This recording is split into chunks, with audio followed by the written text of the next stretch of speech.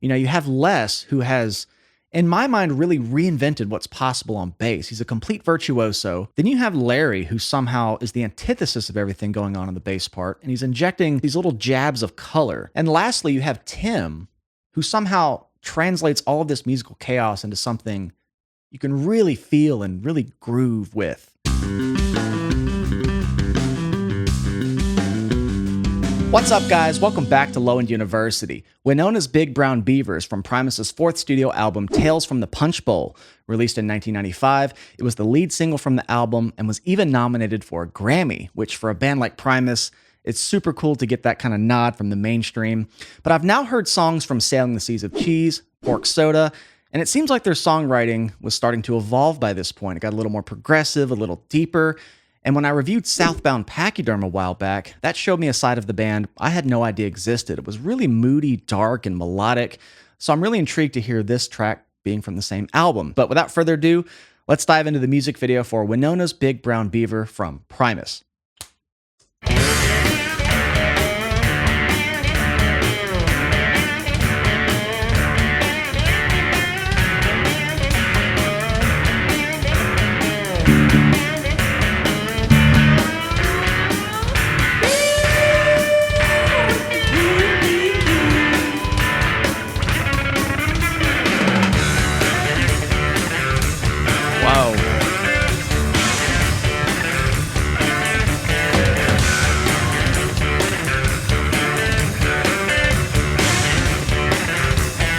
I never know what to expect from these guys when I click play on a video.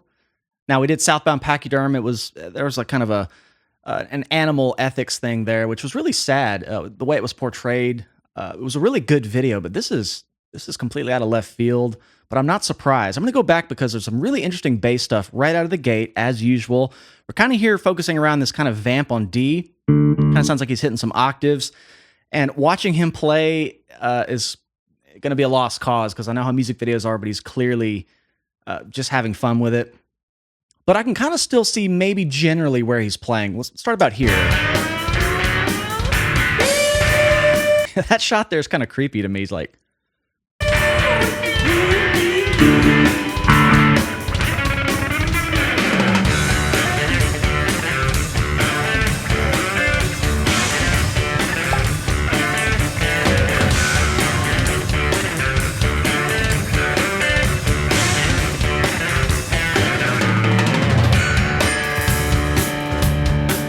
Already with the tritones and the guitar. And I've gotten so desensitized to that sound every time I hear Primus. They really normalize dissonance. It's something I've learned. This is probably the 7th or 8th Primus song I've heard, aside the videos I've done, and a few more. But they have normalized dissonance. It doesn't even sound out of character for them. But I like this kind of A-B approach he's taking with the bass line here. And I've learned by now he's got a really signature way and multiple ways of attacking the strings. He kind of does this raking flamenco thing. He can strum and kind of get these upper power chords, that kind of thing. But he's able to switch like really seamlessly to these really fast flurries. And it's kind of this, again, vamping on this pedal tone of D. And it sounds like he's kind of going up here and going... kind of pentatonic, D minor pentatonic, but he's just kind of riffing around, and of course, Larry is always inserting those little jabs in between it. We're only 40 seconds in. It's a lot going on. Let's see where it goes.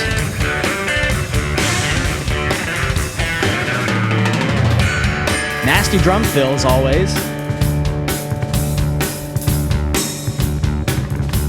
Wynonna's got herself a big brown beaver and she shows them off to all her friends. One day you know that beaver tried to leave her, so she gave him up with cyclone fans. It's like a lyric video built in. That smells like 7 legs. That beaver eats Taco Bell. That beaver eats Taco Bell. I can't remember the last time I did one of these videos and there was lyrics on the screen. I don't ever really click the lyric video. But this is really cool to have this built in. I've always known their lyrics were otherworldly, very unique, very interesting. But he's a deep storyteller too, going back and reading some of the things like Jerry was a race car driver. But the way they're presented is so whimsical. It's so allegorical in a way, and it's all just kind of distilled through this satirical approach. And on surface level, you'd be like, what the hell is he talking about? So I'm going to try to pay attention to that.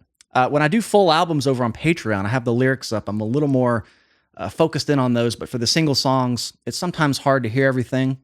But now I can see the lyrics. And it just left me with, what did that say? Beaver. That beaver eats Taco Bell.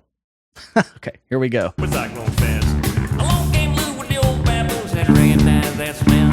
It smells like 7 legs. Real quick, it also sounds like he switched to fingerstyle. That tone's a little smoother on that D.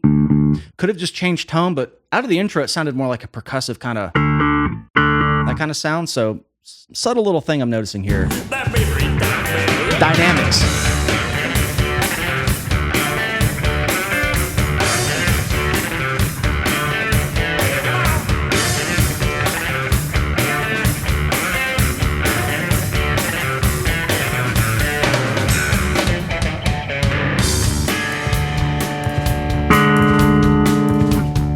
Why does it sound so normal for them?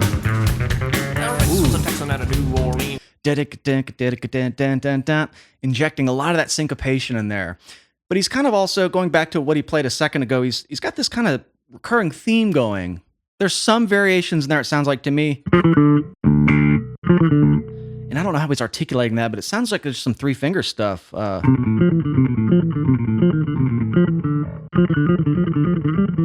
Just those little flurries.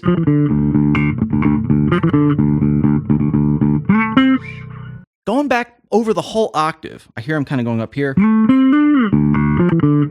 Okay, let's see how long he keeps that vamp going, because it's a quirky phrasing. I've always been impressed by his ability to just sing like an auctioneer. I've seen you guys say that in the comments a lot, and it's so true. He's got this rapid fire lyric delivery that's so syncopated, and it completely contrasts any of the rhythms he's playing, which without singing, that sounds pretty difficult to nail. And I talk about this a lot when bassists sing lead. It's one of the most fascinating things to me. And I was just talking about this in a recent video, but he's got to be one of the top to do it in terms of just both parts being extremely technical and very different. So, yeah, I'm going to pay attention to that too. Here we go. Orleans and he traveled with the carnival shows. Ran bump cars, sucked cheap cigars, and he candied up his nose. He got wind of the big brown beaver. Stabs. Yeah, thought he'd dig himself a peek. But the Beaver was quick. Then he grabbed him by the kiwis and he ate his boy.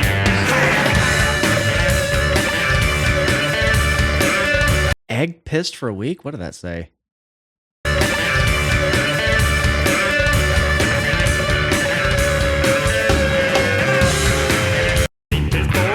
And he egg pressed for a week.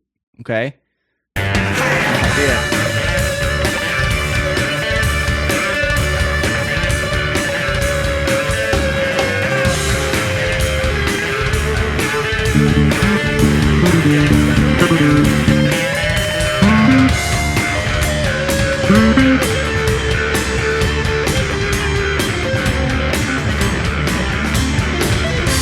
Keeping it lower now.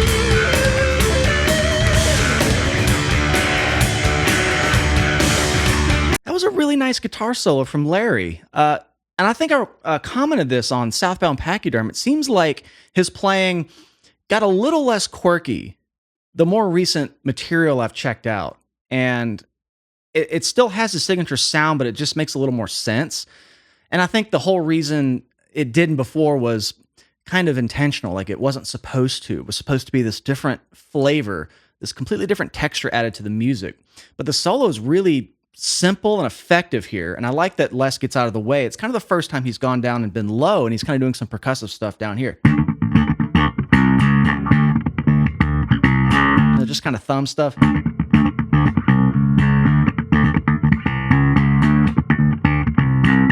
Now, just some rhythm like that. Got a lot of 16th subdivision in there.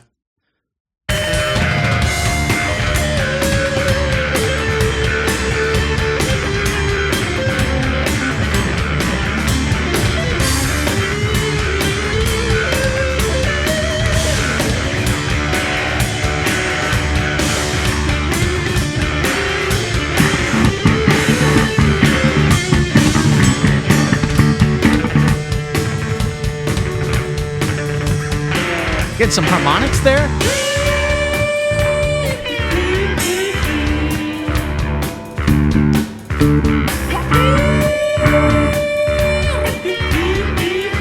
Ooh, I like how it joined in with the guitar there. That's.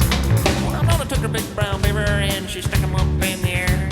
Said I sure do love this big brown beaver and I wish I did have a pair. Now the beaver once slept for 7 days and it gave us all an awful fright. So I tickled his chin and I gave him a pinch and the bastard tried to bite. Wynona loved her big brown beaver and she stroked him all the time. She picked her finger one day and took her to her smack porcupine. Woo! This is captivating. I have to say, music video, the lyrics, it's an immersive experience, kind of reading it, the picture. What do you even say about this band? There's just nobody even close comes to their individuality and weirdness. I love that they really embrace it on everything I've heard so far. Now, I have yet to get into the real later stuff. An album with the name 7 in it and a couple of others right before it. And I'm getting there. Let me know which ones I should do. I'm just kind of slowly working my way down their discography. But yeah, I like that Larry's notes are all kind of in key, but it still has his kind of unique phrasing about it. It kind of lacks pattern. It's kind of just really like stream of consciousness style of playing. That's such a signature thing. He's almost able to kind of whip these melodies up on the spot and somehow weave them in and out of the bass and guitar parts. And I love how he just holds those notes, gets those bends, and his vocals kind of just came in and matched it. So it's a lot of like intricate, subtle stuff that can easily just gloss over you if you're paying attention to the really crazy stuff they're singing about and all the imagery. But underneath, there's some really thoughtful composition stuff. And that's something I didn't really think Primus had early on. The more I listen, I'm realizing it's really some clever stuff under the hood, but you got to look really hard. And I think they like it that way. It's really masked. And those true fans will dig in and find this stuff. And I'm working my way there. Let's keep it going because Larry just switched into a really kind of nice bluegrassy country thing here. I love this big brown beaver and I wish I did have a pair. Now the beaver once slept for 7 days and it gave us all an awful fright. So I tickled his chin and I gave him a pinch and the bastard tried to bite. Wynona loved her big brown beaver and she stroked him all the time. She picked her finger one day and took her to her smack porcupine. Yeah, this.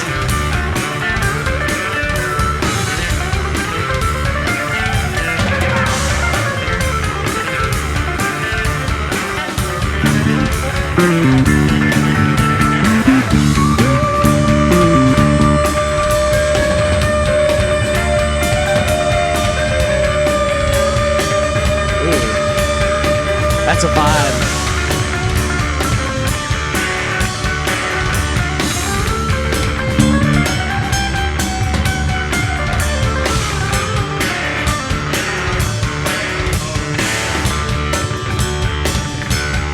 I've never heard Larry shred like that.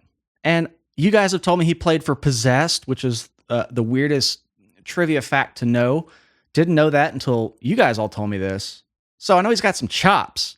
This is the first time I've really heard him let out like that. Really beautiful, lyrical kind of soloing. This is kind of the more technical thing, one of the more technical things I've heard him play. And Les has a really good self-awareness compositionally. As busy as the bass parts are, the more I listen, he's really being cognizant of what's happening. It's almost like when Larry starts adding more notes and gets a little more technical, the bass part will just slowly walk back and simplify.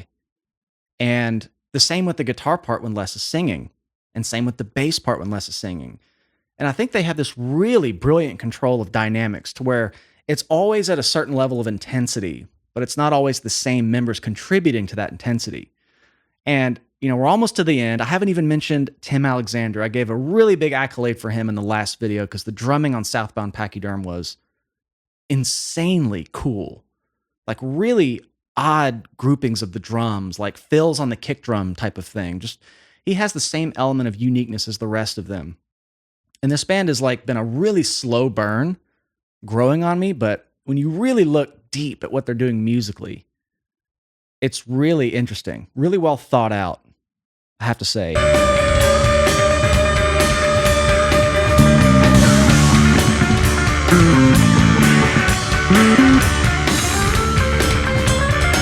kind of vamping here now.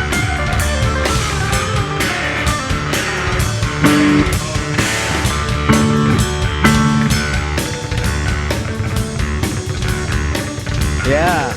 Okay, that came back. I heard those little harmonics.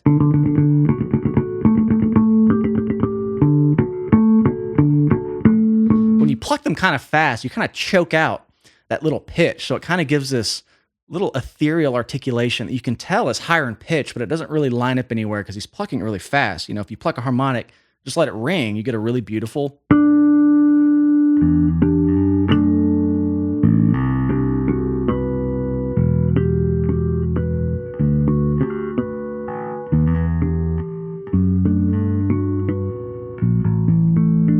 When you pluck them kind of fast, you kind of choke that opportunity for it to ring. So you get this really interesting kind of plinky effect, which really matches the whole articulations of everything else he's doing.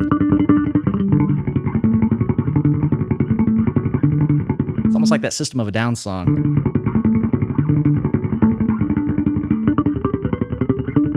Whatever it is, it kind of reminds me of that. Okay.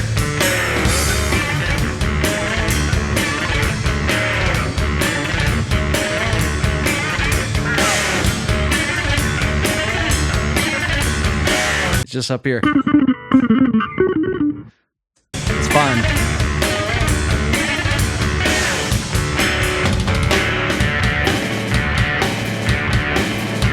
Oh, drumming.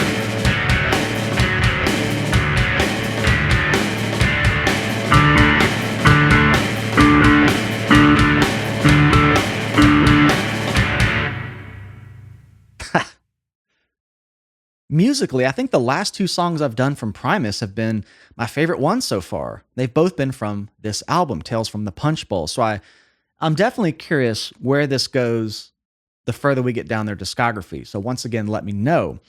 But as much as I like the earlier quirky stuff, which is fun and just addicting to listen to in a weird way you can't really put your finger on, the later stuff, I wouldn't call 95 later, but just as we get going, you can hear that evolution where there's a bit more of a melodic focus. And it just makes a little more sense, but still retains that signature Primus sound. You know, you have Les, who has, in my mind, really reinvented what's possible on bass. He's a complete virtuoso, uses the instrument in such an unorthodox way, and then sings over it. I don't know how he doesn't make himself laugh with some of these lyrics. They're just fun. Then you have Larry, who somehow is the antithesis of everything going on in the bass part, and he's injecting simplistic melodies and just these little jabs of color that kind of give the composition this development. His parts really are slow burn throughout the song, especially this one. And lastly, you have Tim, who somehow translates all of this musical chaos into something you can really feel and really groove with. Not to mention just insane chops. And every time I come back to Primus, I'm just reminded what a force they are. I still don't know what to make of the band. They're just